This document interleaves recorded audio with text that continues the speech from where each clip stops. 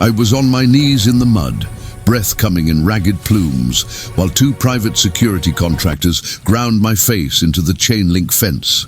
I could taste the iron of the wire and the copper of my own blood. Just 20 yards away, the funeral procession rolled by, engines idling low.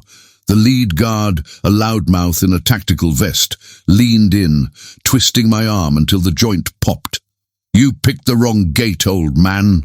He spat. He was confident, arrogant. He didn't see the black limousine stop. He didn't see the rear door open. And he definitely didn't expect the four-star general, who stepped out, ignored the rain, and locked eyes on the jagged scar running down my face. The general didn't yell. He just went dead silent. And that's when I knew the guard was the one in danger. Before we continue, please tell us, where in the world are you tuning in from? Drop your city and mile marker. We love seeing how far our stories travel. The call came in somewhere outside of Knoxville, cutting through the static of the CB radio and the low hum of the Peterbilt's engine. It wasn't a channel I monitored often anymore. Mostly chatter about way stations and bear traps, but this voice was different. It was shaky, old, and carried a frequency I hadn't heard in 20 years. It was the Battalion Notification Network. General Ironside Miller was gone. Heart failure, they said. He went peacefully in his sleep, which was a mercy for a man who had spent 40 years sending the devil back to hell. I stared at the white lines flashing under my headlights, the rhythm of the road usually enough to quiet the noise in my head. Not tonight. I touched the scar on my left cheek, the raised tissue feeling like a topographic map of a bad day in a sandbox far away. Miller was the one who pulled me out of the burning Humvee that gave me this souvenir. He was a colonel then. He didn't have to come back for a sergeant with shrapnel in his legs, but he did. He dragged me 300 yards under mortar fire. I owed him a life. I looked at my logbook.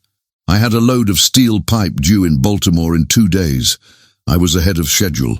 I could make the detour to Arlington. I had to. I pulled the rig into a truck stop just outside D.C. Around 0500, showered in the communal stalls and put on the cleanest set of clothes I had.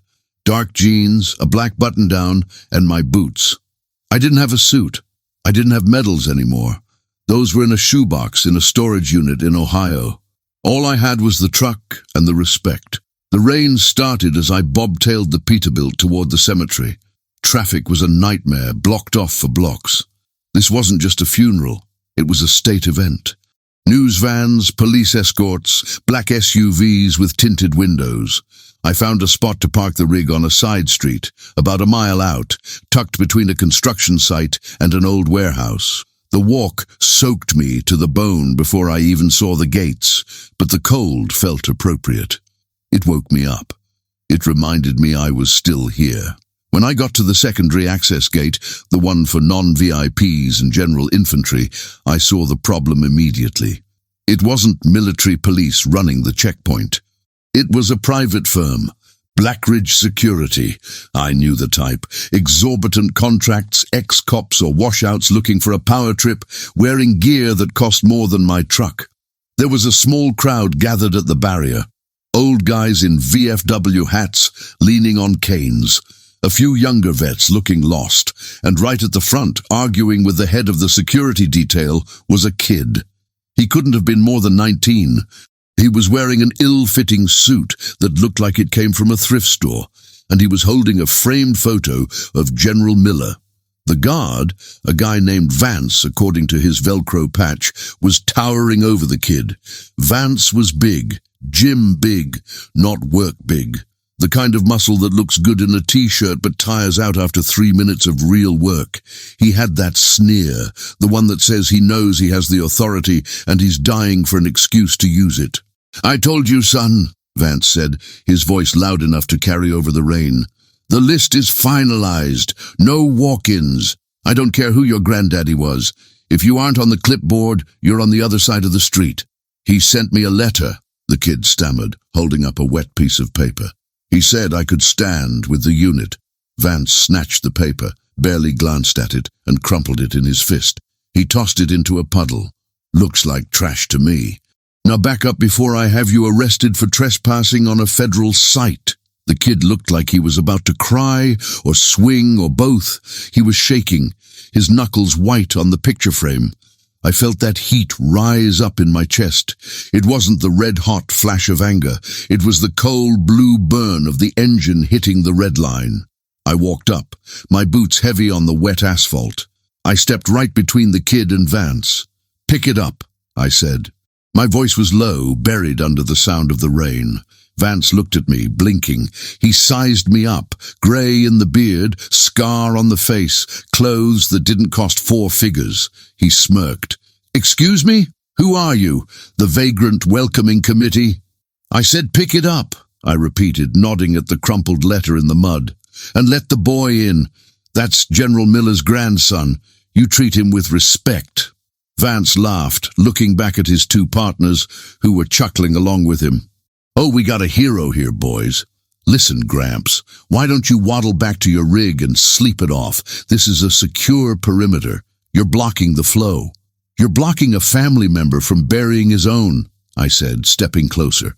I didn't get in his face. I just occupied the space he wanted to be in. "Pick it up!" Vance's smile vanished. He stepped forward, his chest bumping mine. He had 3 inches on me in height, but he had no idea about center of gravity. "Touch me, trucker, and you'll be eating through a straw." He put a hand on my chest, a hard shove meant to send me stumbling back into the crowd. I didn't stumble. I planted my back foot and rotated my hips, brushing his hand aside with a sharp outward block. "Don't do that," I said. That was the permission he needed. "Assault!" Vance yelled, putting on a show for the cameras down the street. "Suspect is aggressive." He swung. It was a haymaker, a sloppy, angry right hook aimed at my jaw. If I were 20 years younger, I would have slipped it and countered, but I wasn't. I took the hit on my forehead, tucking my chin. It stung, lights flashing in my vision, but it didn't drop me. The impact jarred me, but instinct took over. I grabbed his wrist with my left hand, stepped inside his guard, and drove my right elbow into his solar plexus. It wasn't a movie punch.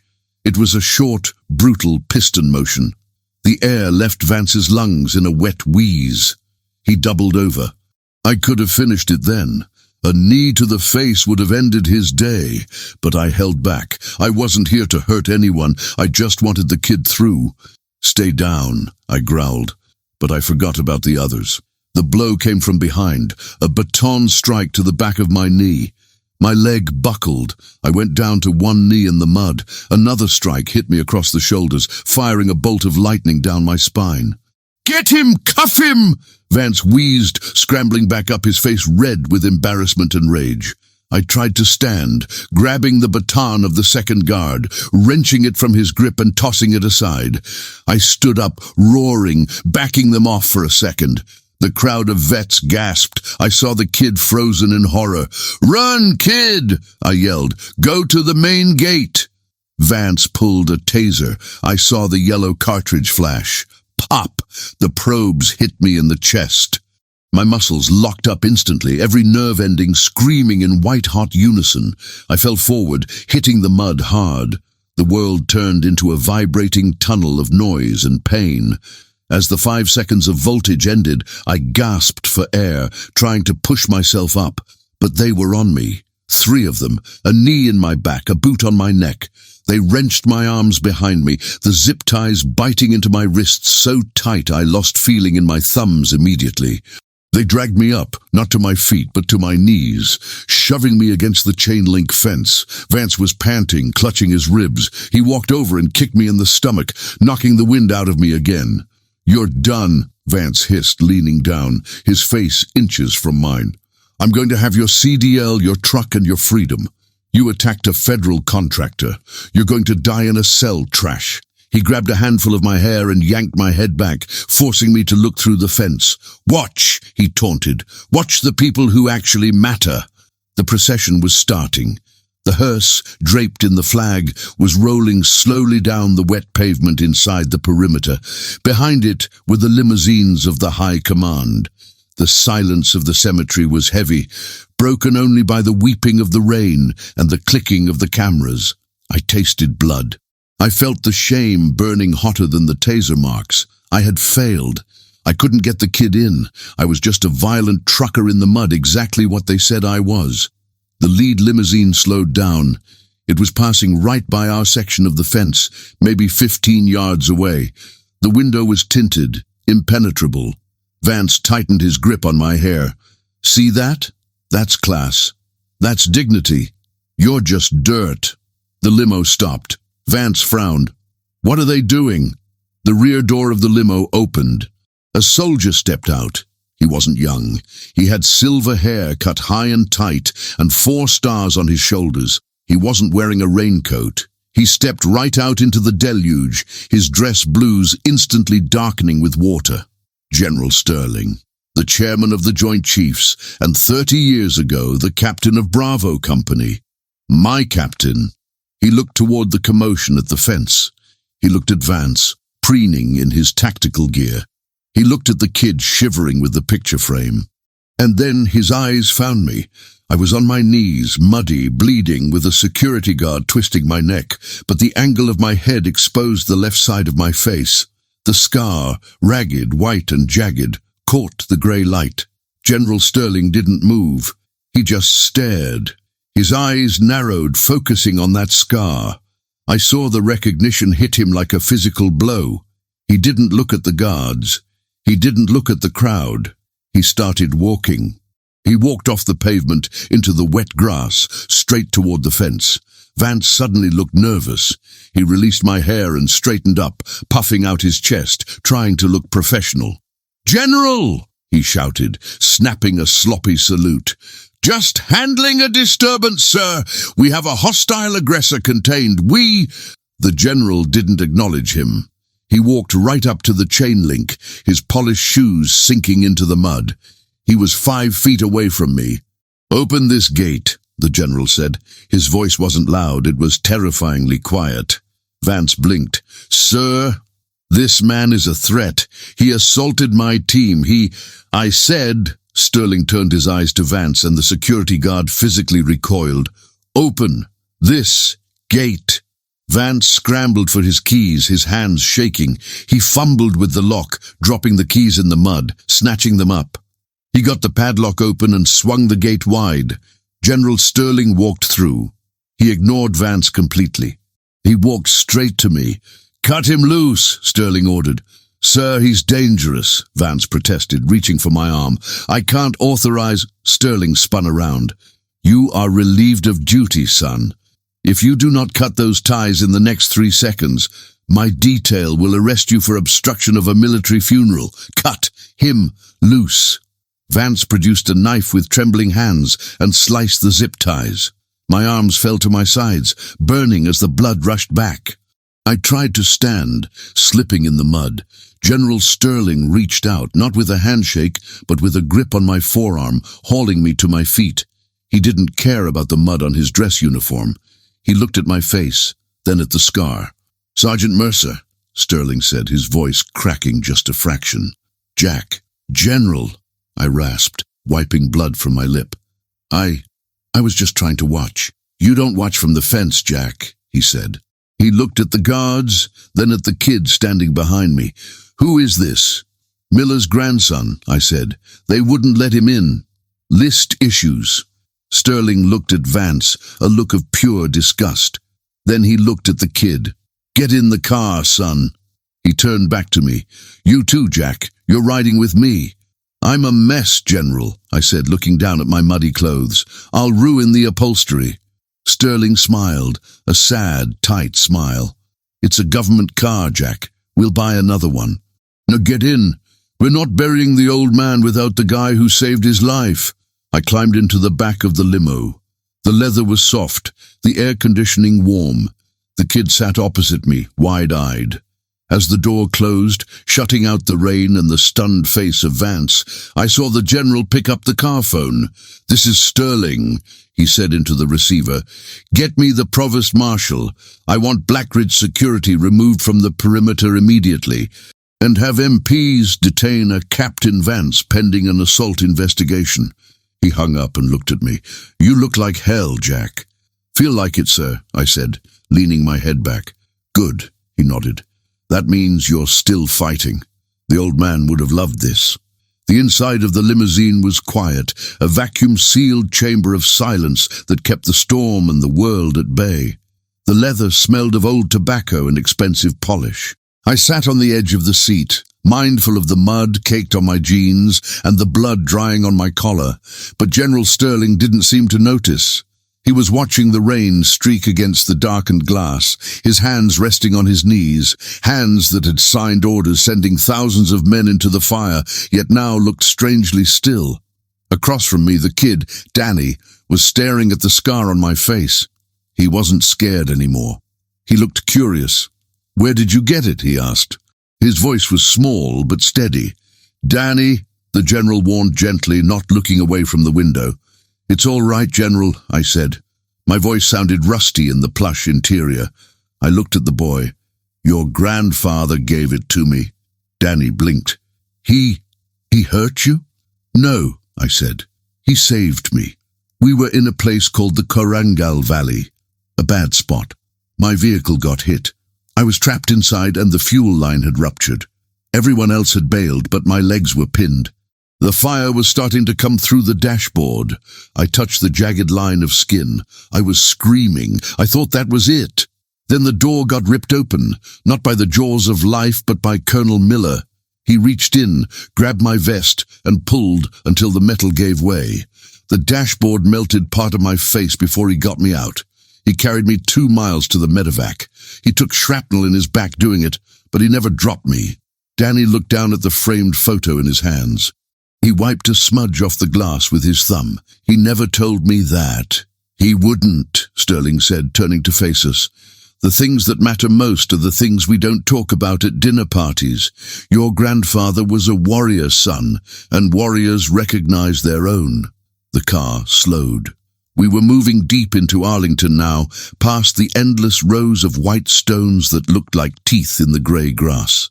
The weight of the place settled on me. This was holy ground. And I was here, a muddy trucker in a limo, about to stand among the brass. When the car stopped, the general didn't wait for the driver. He opened his own door. "Let's go." The service was a blur of grey and green.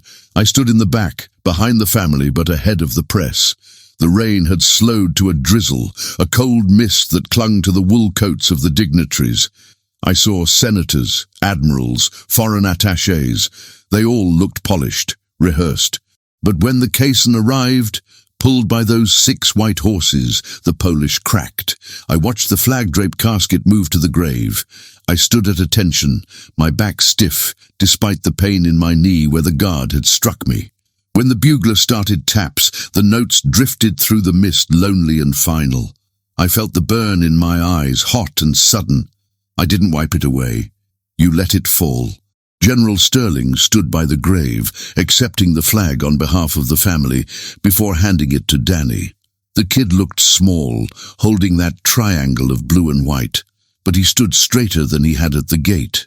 He looked over the crowd, found me, and nodded. A small, imperceptible dip of the chin.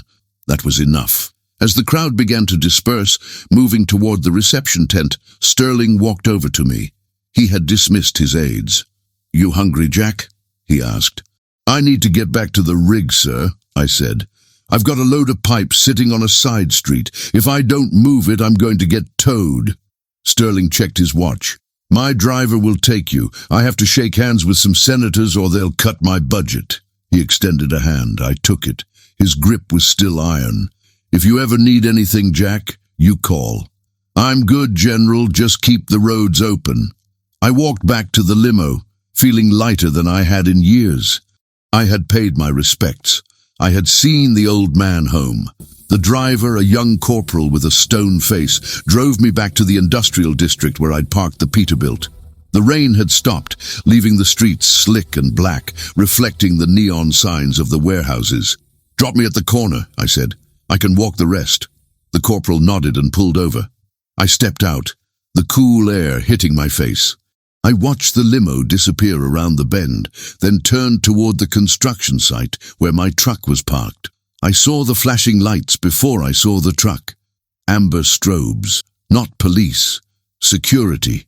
My stomach dropped. I broke into a jog, ignoring the protest in my bad knee.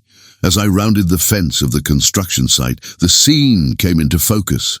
The Peterbilt was there, but it wasn't alone. A black SUV with Black Ridge Security, stenciled on the door, was parked perpendicular to my front bumper, blocking me in. 2 men were standing by my fuel tanks. One was leaning against the driver's side door, and Vance was sitting on my hood. He had changed out of his muddy tactical vest into a clean windbreaker, but he still had that arrogant tilt to his jaw. He was smoking a cigarette, kicking the heel of his boot against my chrome grille. Clang, clang. The rage that hit me this time wasn't the slow burn from the gate. It was immediate. It was protective. That truck was my life. It was my home. It was the only thing I owned that didn't judge me. I slowed my pace, walking deliberately. I scanned the area. 3 targets. Vance on the hood. 2 large men, one with a shaved head, one with a goatee, standing by the tanks. They looked fresh. They looked ready. Vance saw me coming. He grinned, flicking his cigarette butt onto my windshield. It hissed in the rainwater. "Well, well," Vance called out, hopping off the hood. "The General's pet returns." "Get away from the truck," I said. My voice was flat. I wasn't asking. "You know," Vance said, walking toward me, his buddies fanning out to flank him.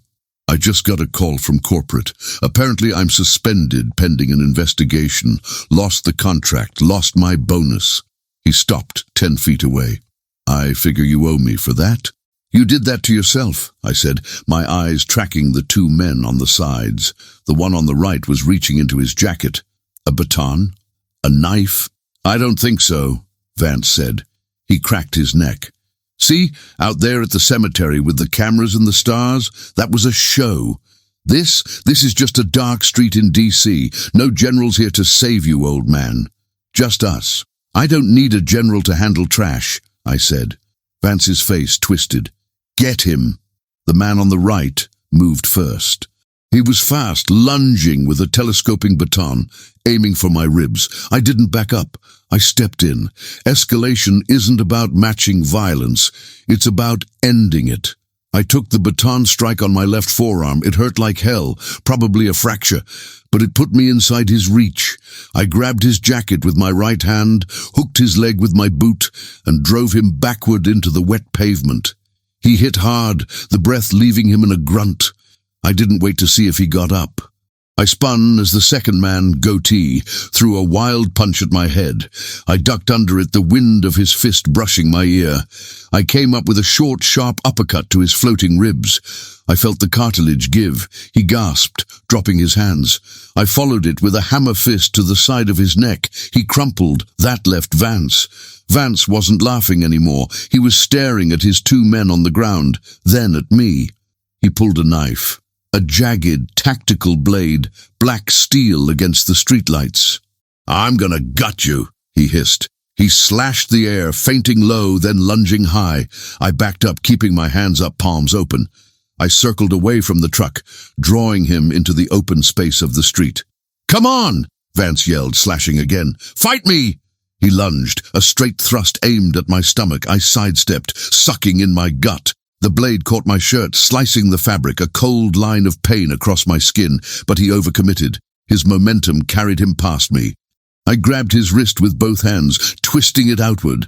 I applied pressure against the joint, using his own forward motion against him. There was a sickening snap. Vance screamed, dropping the knife. But I wasn't done. He had touched my truck. He had disrespected the uniform. He had tried to kill me. I spun him around, locking his good arm behind his back, and slammed him face first into the side of the Black Ridge SUV. The metal dented under the impact. "You wanted a fight," I growled into his ear, pinning him there. "You got one." Vance was sobbing now, the tough guy act dissolving into pain and fear. Okay, I'm done." "You were done the minute you put your hands on a Gold Star family," I said. I kicked his legs out, dropping him to the ground. I picked up the knife and tossed it onto the roof of the warehouse nearby. I stood there, chest heaving, rain mixing with the sweat on my face. My arm was throbbing, my side was bleeding, but I was standing. The three of them were down. Then headlights. Bright white LEDs cut through the darkness. A vehicle was coming down the street. Not a limo. A cruiser. Military police. The SUV pulled up, lights flashing blue and red. Two MPs stepped out, hands on their holsters but not drawn, and from the passenger side of the lead vehicle, General Sterling got out. He walked over, looking at the bodies on the ground, then at me. He looked at Vance, who was cradling his broken wrist. "I thought you might run into trouble," Sterling said calmly. "Seems you found it." "They were waiting for me, General," I said, straightening up. Sterling walked over to Vance. He looked down at him with zero sympathy. "Captain Vance, I believe the local authorities are looking for you regarding an assault charge, and now, it seems, attempted murder." Vance groaned. Sterling turned to the MPs. "Bag them. All of them." He walked back to me. He saw the blood on my shirt. "You need a medic, Jack?"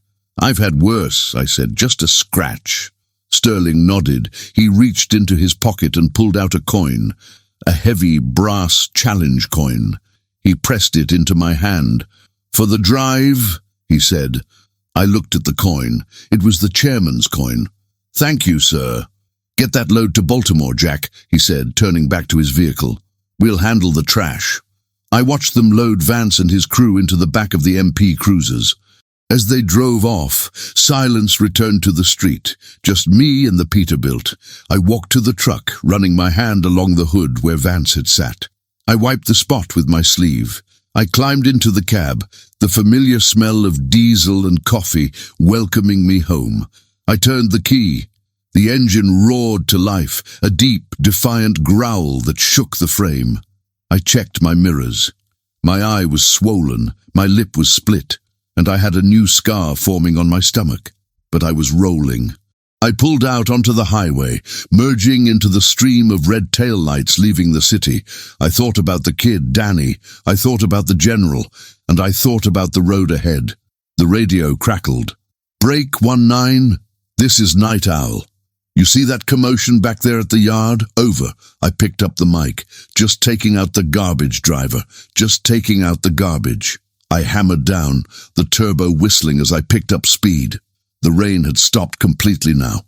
The clouds were breaking, revealing a sliver of moon. I wasn't a hero. I wasn't a soldier anymore. I was just a trucker.